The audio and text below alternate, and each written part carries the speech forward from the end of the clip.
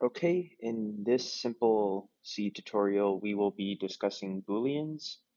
So the first thing to do in this tutorial is to include std bool.h, and then we can assign two variables. So to do that, you do bool is true equals true, bool is false equals false.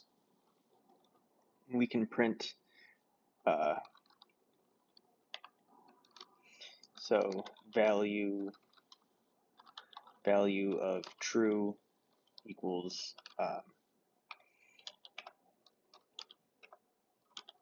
we'll set that equals to is true, and then I can take this line here. I'm using this Genie programmer's editor on a Raspberry Pi, so I don't know all the shortcuts yet. False, and we can change this to uh, false. And if we save this and try to run it, we should get the values. So if I zoom in, we can see that the value of true is 1 and the value of false is 0.